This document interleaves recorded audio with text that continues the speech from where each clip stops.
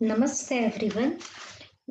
Let's start a new उपन्यास that is नया रास्ता written by सुषमा अग्रवाल. सुषमा अग्रवाल जी द्वारा लिखित नया रास्ता इस उपन्यास को हम समझने का प्रयास करेंगे. यह उपन्यास एक सामाजिक उपन्यास है. दैट इज सामाजिक मतलब सोशल. तो सोशल जो चीजें होती है उनके ऊपर बेस्ड ये उपन्यास है. इस उपन्यास में एक मध्यम वर्गीय परिवार की कहानी है. एक मध्यम वर्गीय that is middle class family की समस्या, उनकी प्रॉब्लम्स की कहानी पर यह आधारित है और यह उस समाज को दर्शाती है. इस उपन्यास की कहानी उस समाज को, उस सोसाइटी को दर्शाती है जहां गुणों से ज्यादा दहेज और बाहरी सौंदर्य को प्राथमिकता दी जाती है. मतलब इस नया रास्ता ये कहानी उस तरह के समाज को, उस तरह के सोसाइटी को दर्शाती है, दिखाती है जहां क्वालिटीज से ज्यादा डाउरी, दहेज और बाहरी सौंदर्य दैट इज आउटर ब्यूटी को ज्यादा प्रायोरिटी दी जाती है.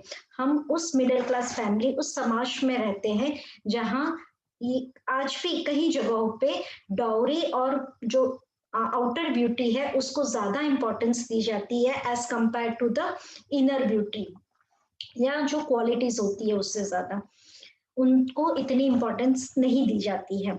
इस कहानी की जो लेखिका है सुषमा अग्रवाल जी, वे पुरानी सड़ी गली रीति रिवाजों और दहेज प्रथा का विरोध करती हैं तथा इस कहानी की जो नायिका है हमारी मीनू, उसके माध्यम से उसके माध्यम से स्त्री के सपने, उनके संघर्ष तथा उनके साहस को प्रस्तुत करते हैं. दैट मीन्स जो पुरानी कस्टम्स, ट्रेडिशंस है और जो डाउरी का एक बहुत ही बुरा प्रथा है हमारे में, उसका पूरी तरह से अपोज करते हैं. और मीनू इस कैरेक्टर के थ्रू वह स्त्री दैट इज फीमेल के जो सपने हैं, जो ड्रीम्स है, उनके जो स्ट्रगल्स हैं, उनके जो करेज है, उसकी ये कहानी है. तो हमारी इस कहानी में मीनू आत्मनिर्भर बन जाती है, दैट इज सेल्फ सफिशिएंट बनती है और उसके स्ट्रगल की ये कहानी है नया रास्ता. मैं आपको ये बता दूं कि सुषमा अग्रवाल जी का ये एक क्या बोलते हैं उद्देश्य था, ये गोल था कि वो इस कहानी के थ्रू हर नव युवती में, मतलब हर यंग गर्ल में एक तरह से new approach towards the life, that is एक नई नव चेतना व जागृति की भावना को डेवलप करना चाहती थी. जागृति की भावना, एक अवेयरनेस लाना चाहती थी और लाइफ की तरह एक नया अप्रोच देना चाहती थी, और न्यू थिंकिंग देना चाहती थी न्यू गर्ल्स को, टीनेज गर्ल्स को या लड़कियों को, ताकि वह अपने आत्मनिर्भर बने, सेल्फ सफिशिएंट बने और कभी भी आत्महत्या करने के लिए मजबूर ना हो जाए, आत्महत्या, सुसाइड करने के लिए मजबूर ना हो जाए, चाहे कोई भी कारण हो, चाहे डाउरी हो या कोई भी रीजन हो, बट वो अपने आप को इतना छोटा ना समझे और इतना इंफीरियर ना समझे. और जो लड़कियां हैं, जो फीमेल है, जो एक वुमन एम्पावरमेंट की जो कहानी है वो है नया रास्ता. तो चलिए हम इस कहानी की, इस उपन्यास की शुरुआत करते हैं. इस कहानी में हमारी जो मीनू है, ये कैरेक्टर, ये उपन्यास की नायिका है. ये दयाराम जी की सबसे बड़ी संतान है, सबसे बड़ी बेटी है. तो मीनू के पिता का नाम है दयाराम जी. पढ़ी लिखी है ये मीनू, एक साहसी युवती है, साहस, करेज. दिखने में कैसी है? दिखने में सुंदर है, भोला चेहरा है, बट सावला रंग है, सावला विटिश स्किन कॉम्प्लेक्शन है उसका. उसका कद, हाइट में भी थोड़ी शॉर्ट है. बहुमुखी प्रतिभा संपन्न, दैट इज मल्टी टैलेंटेड है. एमए किया हुआ है, मास्टर ऑफ आर्ट्स, मतलब पढ़ी लिखी है. घर के कामों में निपुण है, घर के सारे काम जानती है. अच्छी गायिका है, गुड सिंगर, कथक भी जानती है, मतलब डांस भी करती है. संयुक्त परिवार दैट इज जॉइंट फैमिली को पसंद करने वाली है. प्रगतिशील विचारधारा है, साथ ही वो प्रोग्रेसिव थिंकर है. कुशल, दृढ़ और साहस की मूर्ति है, मतलब वो बहुत ही कैपेबल है. और करेज, मतलब उसमें ये बहुत स्ट्रॉन्ग कैरेक्टर है, वो बहुत साहसी है. वकालत की पढ़ाई उसने पूर्ण की है, लॉयर. मेहनती है, हार्ड वर्किंग है, बड़ों का आदर सम्मान करती है, रिस्पेक्ट टू एल्डर्स, सभी बड़ों को रिस्पेक्ट करती है, और सबसे जरूरी, अपना रास्ता स्वयं चुनती है और आत्मनिर्भर बनकर दिखाती है। तो बहुत सारी परेशानियां आती है, बहुत सारे स्ट्रगल्स के बाद भी वह अपना एक नया रास्ता चुनती है। मतलब जरूरी नहीं है कि अगर हर कोई दहेज की प्रथा से ले रहा है तो उसी उसी ओल्ड ट्रेडिशंस और कस्टम और पुरानी बंदिशें हैं जो सोसाइटी की, जो गलत है, उसके खिलाफ उसी पे चलने का से अलग वो एक नया रास्ता चुनने का साहस दिखाती है, एक करेज दिखाती है, एक न्यू पाथ, नया रास्ता, न्यू पाथ चुनती है अपनी लाइफ को। आज के ज़माने में हमें लगे कि ये आम बात है लड़कियों का आत्मनिर्भर, पर जिस टाइम पे ये सुषमा अग्रवाल जी ने कहानी लिखी थी, कुछ सालों पहले तक सोसाइटी ऐसी नहीं थी। सोसाइटी में फिर भी गर्ल एजुकेशन, वुमन एम्पावरमेंट की बात सिर्फ बातें होती थी। रियलिटी में और टिपिकल मिडिल क्लास फैमिली में लड़कियों का पढ़ना, नौकरी करना, जॉब करना, अपने पैरों पे खड़े होना, ये बहुत बड़ी बात थी। तो शायद उस टाइम की ये कहानी है और उस मिडिल क्लास फैमिली को ये दर्शाती है, और आज भी हमारी सोसाइटी में कहीं ऐसे घर है जो अभी भी उसी ट्रेडिशन से चलते हैं, और अभी भी जहाँ डाउरी की प्रथा है, दहेज प्रथा है। तो उस तरह की स्ट्रगल और उस प्रॉब्लम्स को उजागर करने की ये कहानी है। तो हमारी जो कहानी की नायिका है मीनू, उसका चरित्र चित्रण हमने अभी देखा, और वो किस तरह से अपना खुद का रास्ता चुनती है, और इस कहानी की आगे हम शुरुआत करते हैं। नया रास्ता, चैप्टर 1। ओके। यौवन की दहलीज पर खड़ी नव यौवना नीलिमा दर्पण में अपना चेहरा निहार कर कुछ विस्मित सी मुस्कुरा रही थी। यौवन मतलब यंग गर्ल, यूथ। तो जो एक नीलिमा, एक कैरेक्टर है नीलिमा, जो हमारी कैरेक्टर मीनू है, उसकी बहुत अच्छी फ्रेंड है। तो वो दर्पण में मतलब मिरर में अपना चेहरा देख रही थी। वो बहुत ब्यूटीफुल है, वो अपना चेहरा निहार रही थी, देख रही थी और हंस रही थी, मुस्कुरा रही थी। दर्पण में निहारने पर यौवन की लालिमा उसके चेहरे पर छा गई। तो वो जब अपने आप को मिरर में देख रही थी, तभी वो जो ग्लो था उसका, वो उसके चेहरे पर, वो खुद बहुत खुश थी, इसलिए वो ज्यादा ही ग्लो कर रही थी, और अपना चेहरा, अपना खुद का फेस देख के दर्पण में निहार ही रही थी कि इतने में उसकी सहेली मीनू ने पीछे से आकर उसकी आंखों पर अपने हाथ रख दिए। इतने में पीछे से उसकी सहेली आती है मीनू, और उसके आंखों पर हाथ रख देती है। जैसे हम पूछते पहचान कौन, पीछे से आंखें, आईज क्लोज कर देती है। मीनू के कोमल हाथों से आंखें मूंदने पर नीलिमा को कुछ अजीब सा एहसास हुआ। तो अचानक से मीनू पीछे से आ गई, अपनी बेस्ट फ्रेंड दैट इज घनिष्ठ और बहुत ही प्यारी सहेली नीलिमा की आंखों पर उसने मूंद दिया, आंखें बंद कर दी, आंखों पर हाथ रख दिया, और नीलिमा को कुछ अजीब सा एहसास हुआ। दूसरे ही क्षण मीनू उसके सामने आ गई और खुशी से उसके हाथ चूम लिए, और फिर थोड़ी देर में मीनू आगे आ गई नीलिमा के, और उसके सामने आने के बाद उसने बहुत ही हैप्पीली, वार्मली उसके हाथों पे एक किस किया। अरे मीनू, आज तो बहुत प्रसन्न दिखाई दे रही हो, क्या बात है? नीलिमा ने भी बहुत खुशी खुशी मीनू को पूछा कि अरे आज तो तुम बहुत खुश दिख रही हो। नीलू, बड़े प्यार से पुकारते हुए मीनू नीलिमा से बोली। तो मीनू प्यार से नीलिमा, अपनी दोस्त, अपनी सहेली, एक घनिष्ठ मित्र, बेस्ट फ्रेंड को पुकार रही है, नीलू। और फिर आगे बोलती है, उसकी खुशी का कारण भी बता रही है। मेरा फोटो मेरठ वालों को पसंद आ गया है। मेरठ एक प्लेस का नाम है।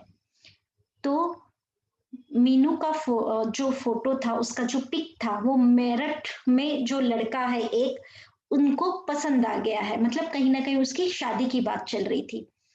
कल वे हमारे घर आ रहे हैं। परंतु कुछ सोचते ही मीनू के चेहरे पर उदासी छा गई। अचानक से मीनू बहुत खुशी खुशी बता रही थी, और कि वो लोग कल घर आ रहे हैं, मेरठ में जो लड़के वाले हैं, और अचानक से उसके चेहरों पे सैडनेस आ गई, उदासी। मीनू को अपनी जिंदगी के कुछ क्षण याद आ गए, कुछ मोमेंट्स उसे याद आ गए।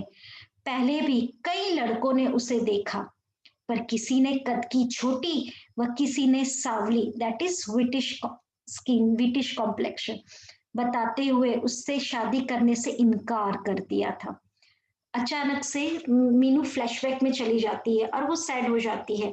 उसे याद आ जाता है कि पहले पास्ट में किस तरह बहुत से लड़कों ने उसको शॉर्ट हाइट, कद की छोटी, हाइट में कम और सांवली बताते हुए शादी का प्रपोजल ठुकरा दिया था, मना कर दिया था।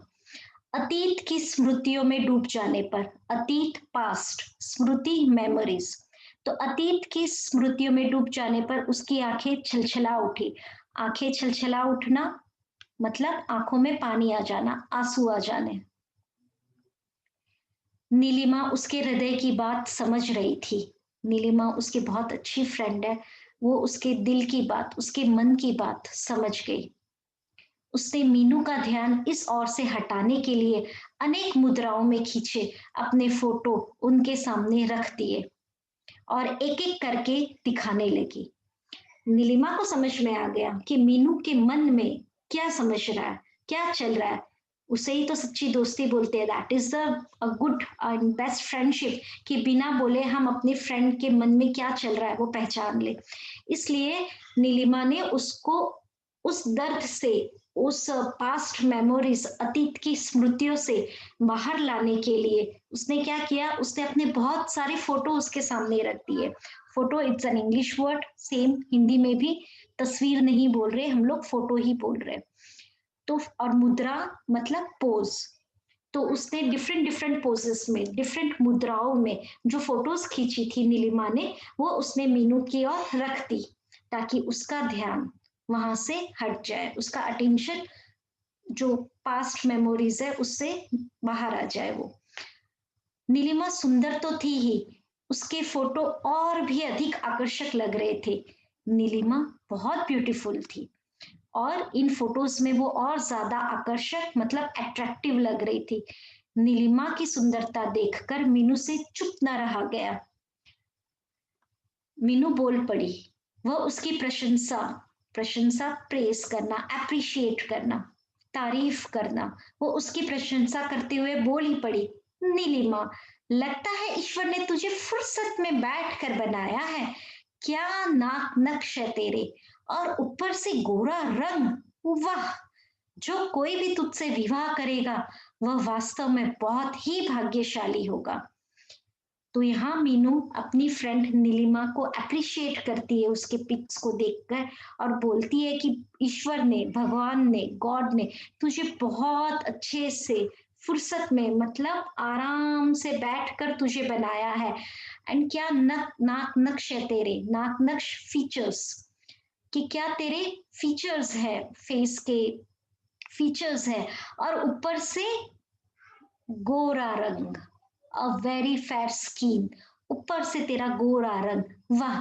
जो भी तुझसे विवाह करेगा, शादी करेगा, वह बहुत ही भाग्यशाली होगा, किस्मत वाला होगा, अ लकी गाय।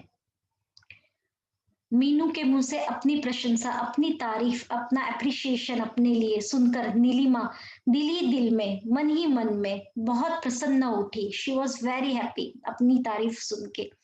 परंतु उसे मीनू के दिल में छिपी पीड़ा का आभास था, पीड़ा का आभास। मीनू सच्चे मन से अपनी फ्रेंड नीलिमा की प्रशंसा कर रही है, तारीफ कर रही है, बट कहीं ना कहीं उस तारीफ में, उस एप्रिशिएशन में, उसके दिल में कहीं अंदर जो उसको हर्ट हुआ है, जो बार बार लड़के उसे उसके विटिश सांवली कलर के कारण और उसके जो शॉर्ट हाइट थी और उस कारण उसको प्रपोजल्स ठुकरा रहे थे, और उसका जो दर्द था, वह दर्द, वो पेन कहीं ना कहीं नीलिमा अच्छी तरह से समझ पा रही थी। अगेन आई एम रीडिंग, परंतु उसे मीनू के दिल में छिपी पीड़ा का आभास था और शायद बिना कहे नीलिमा उसकी हर बात समझ लेती थी। इसीलिए इस उपन्यास में हम कहते हैं कि नीलिमा मीनू की बेस्ट फ्रेंड, घनिष्ठ, क्लोज फ्रेंड थी, दोस्त थी। और तभी ये दोनों फ्रेंड्स बात कर रहे थे, तभी मीनू के भाई रोहित, तो मीनू का जो भाई है वो है रोहित, और नीलिमा की माँ ने कमरे में प्रवेश किया। दोनों प्रसन्न नजर आ रहे थे। आज मीनू व नीलिमा दोनों का एमए का परीक्षा फल निकला था। आज दोनों का एमए का रिजल्ट आया था।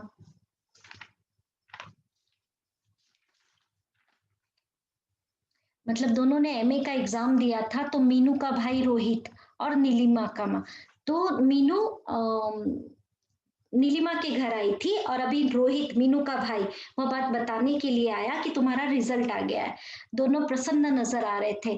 आज मीनू व नीलिमा दोनों का एमए का रिजल्ट आया था, परीक्षा फल आया था। रोहित परीक्षा परिणाम का अखबार लेकर आया था। परीक्षा परिणाम का अखबार मतलब उस समय जो रिजल्ट आते थे, तभी ऑनलाइन का जमाना नहीं था, तो जो रिजल्ट आते थे वो न्यूज़पेपर में आते थे। तो जो रिजल्ट आया वो न्यूज़पेपर में आता था सारा, रोल नंबर के साथ। तो वो न्यूज़पेपर लेके आया था। दोनों अखबार देखकर झपट पड़ी, तुरंत ले ली। मीनू प्रथम श्रेणी में पास हुई थी, फर्स्ट क्लास, प्रथम श्रेणी फर्स्ट क्लास में पास हुई थी, और नीलिमा द्वितीय श्रेणी दैट इज सेकंड क्लास। माँ ने दोनों का मुंह मीठा कराया, खुशी से मुंह मीठा कराया, कुछ मीठा खिलाया और ब्लेसिंग्स आशीर्वाद देकर बाहर चली गई। मीनू के हृदय में जो हीन भावना के कारण दुख के भाव उभर रहे थे, हीन भावना दैट इज अपने आप को कम समझना, इंफीरियोरिटी कॉम्प्लेक्स, वह कहीं ना कहीं अपने लुक्स को लेकर अपने आप को कम समझ रही थी। वो जो हीन भावना थी उसके भाव अभी तक उभर रहे थे, पर अचानक से उसको अपना फर्स्ट क्लास होने का जो रिजल्ट आया उसकी खुशी में वो अब वो खुश हो गई थी। तो प्रथम श्रेणी में पास होने पर वह खुशी से फूली न समाई, खुशी से फूला न समाना बहुत ज्यादा खुश होना, क्योंकि वो फर्स्ट क्लास आ रही थी। और नीलिमा भी खुश थी क्योंकि वो भी सेकंड क्लास आई थी, और वो दोनों लिपट कर झूम गई। मीनू प्रसन्नचित भागी भागी अपने घर चली गई। तो मीनू नीलिमा के घर आई थी, अब वह प्रसन्नचित हैप्पीली दौड़ के रोहित के अपने भाई के साथ अपने घर चली गई। परंतु नीलिमा की आंखों में मीनू का वह उदास चेहरा घूमता रहा। पर नीलिमा अभी भी अपनी दोस्त मीनू के बारे में सोच रही है, और उसका उदास चेहरा, अचानक से जो एक सैडनेस थी उसके चेहरे पर, वह अभी भी उसकी आंखों के सामने उसे दिख रहा है। और जो हीन भावना के कारण वो उदास हो गई थी, वो फीलिंग, वो उसके मन की जो इंफियोरिटी कॉम्प्लेक्स है, जो अपने आप को कम समझना, वो जो दुख है, वह नीलिमा बहुत अच्छे से समझ पा रही थी। परंतु दूसरे ही क्षण, बट जस्ट नेक्स्ट मोमेंट, वो खुश भी थी, विजय की खुशी में उभरी उसकी खुशी का भावना भी आंखों से ओझल ना हो सकी। मतलब वो फिर भी खुश थी, जिस तरह मीनू खुश हो गई थी, उसकी जो खुशी की भावना, भावना मतलब फीलिंग्स, तो जो फीलिंग्स थी वह भी नेक्स्ट मोमेंट ही वो उनको सोच के खुश हो रही थी। और तभी नीलिमा गुनगुना लेने लगी, गाने लगी। गाना क्या था? कभी सुख है कभी दुख है, अभी क्या था अभी क्या है। मतलब कभी सुख है कभी दुख है लाइफ में, कभी हैप्पीनेस है कभी सैडनेस है, अभी क्या है कभी क्या था, इस तरह से कुछ गाने नीलिमा गाने लगी। और गुनगुनाते हुए नीलिमा गीत गाते हुए, सॉन्ग गाते हुए अपने बिखरे फोटोओं को, अपने बिखरे फोटोज पिक्स को उठाकर रखने लगी, वो उसे समेटने लगी। तो हमारा यहाँ चैप्टर 1 खत्म होता है। See you in chapter 2। Till then, bye bye, take good care of yourself. Bye everyone.